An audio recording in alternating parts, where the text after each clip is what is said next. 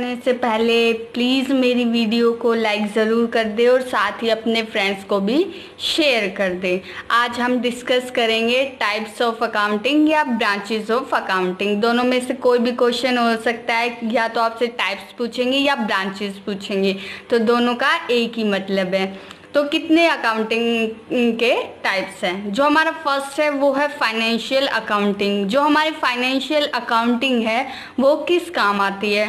First है इसका record transaction. सबसे पहले इसमें जो हमारी ट्रांजैक्शन होती है मॉनेटरी टर्म से रिलेटेड, उस ट्रांजैक्शन को रिकॉर्ड किया जाता है।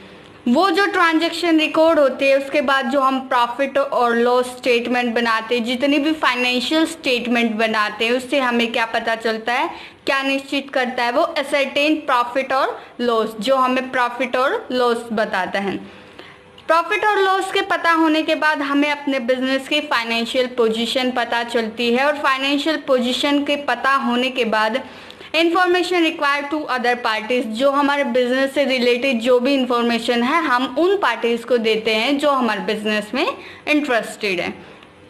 सेकेंड है हमारा कॉस्ट अकाउंटिंग। जो हमारी कॉस्ट अकाउंटिंग है वो कॉस्ट से रिलेटेड, कि हमारे जो बिजनेस है उसमें कॉस्ट, कितना प्रोडक्शन हो रहा है, कितनी और सर्विसेज में यूज़ हो रही है, इसमें कॉस्ट के बारे में बताते हैं। इसमें ascertain total cost. Total cost का मतलब जो हमारे बिजनेस में जहाँ पर से कैश से रिलेटेड जो भी चीज़ें यूज़ होती हैं, वो goods produce and services render, जो हमारे बिजनेस में गुड्स प्रोड्यूस हो रहे हैं या जो सर्विसेज हम दे रहे हैं, इससे कॉस्ट अकाउंटिंग की वजह से हमारे जो कॉस्ट है उस पर कंट्रोल बना रहता है।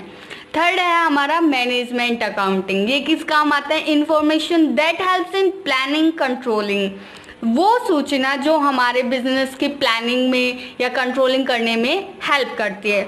Useful for managerial decision making. जब हम अपने बिजनेस की मैनेजमेंट की अच्छे से करते हैं, क्योंकि हम पास्ट ईयर से रिलेटेड इंफॉर्मेशन कलेक्ट करते हैं और उनके बेस पर अपना नेक्स्ट ईयर का डाटा बनाते हैं, जो हमारे बिजनेस के मैनेजमेंट में जो प्लानिंग करते हैं, हम कंट्रोलिंग करते हैं और उससे रिलेटेड जो डिसीजन लेते हैं उसमें हेल्पफुल होती है। इससे जो हमारे स्टेटमेंट बनती है, fund flow statement, cash flow statement, ratio analysis, वो आसानी से हो जाता है। ये इन सब में हेल्पफुल है।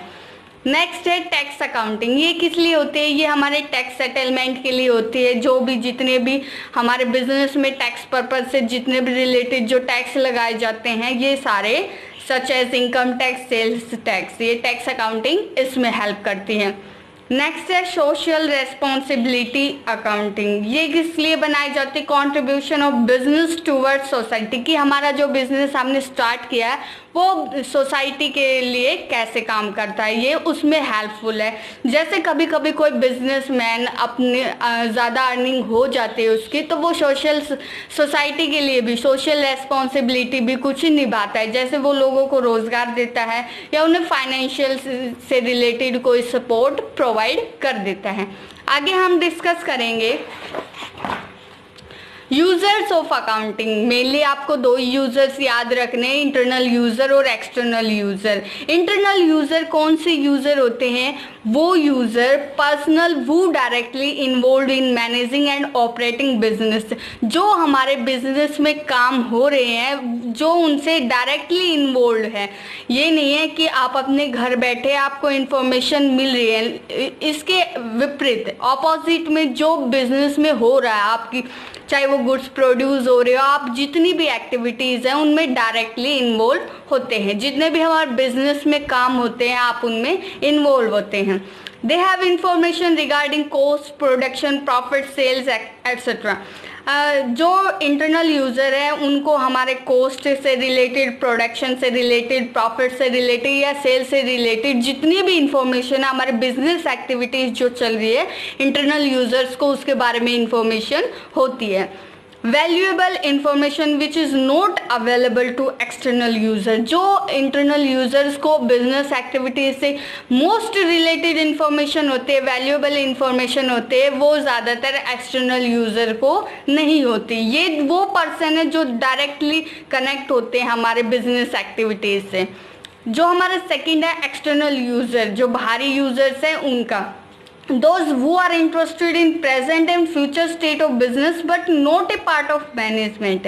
इसका मतलब ये है कि वो हमारे बिजनेस की स्टेट से भी रिलेटेड है, प्रेजेंट और फ्यूचर में जो हम डिसीजन ले रहे हो उससे भी रिलेटेड है, लेकिन जो हमारे बिजनेस में मैनेजमेंट से रिलेटेड जो काम हो रहा है वो उससे रिलेटेड नहीं है, हमारी जो बिजनेस एक्टिविटीज़ हो रही है उनसे वो रिलेटेड नहीं है।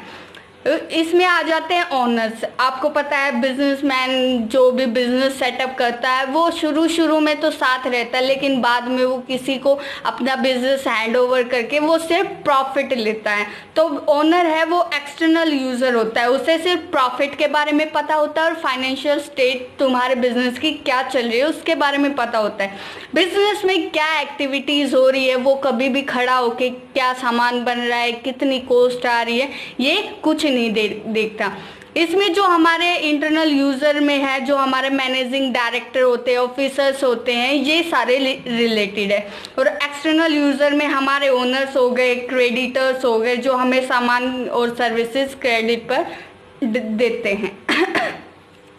फिर उसके बाद हमारे लैंडर्स हो गए, एम्प्लॉयज़ हो गए, गवर्नमेंट हो गई, पब्लिक हो गई। पब्लिक इसलिए है क्योंकि पब्लिक ये देखती रहती है कि जो हमारे बिजनेस एक्टिविटीज़ चल रही है, कौन सा हमारा बिजनेस ट्रेंड में चल रहा है, तो पब्लिक है वो उसमें इंटरेस्ट शो करती है। तो ये थे यूजर्स ऑफ अकाउंटिंग और ब्रांचेस ऑफ अकाउंटिंग, दोनों अच्छे से डिस्कस हो गए। आई होप आपको मेरी वीडियो पसंद आई हो, तो मेरी वीडियो को लाइक ज़रूर करते जाना और चैनल को सब्सक्राइब कर देना ताकि आप मेरी आगे आने वाली वीडियो सबसे पहले देख सकें। थैंक यू सो मच मेरी वीडियो को देखने के लिए।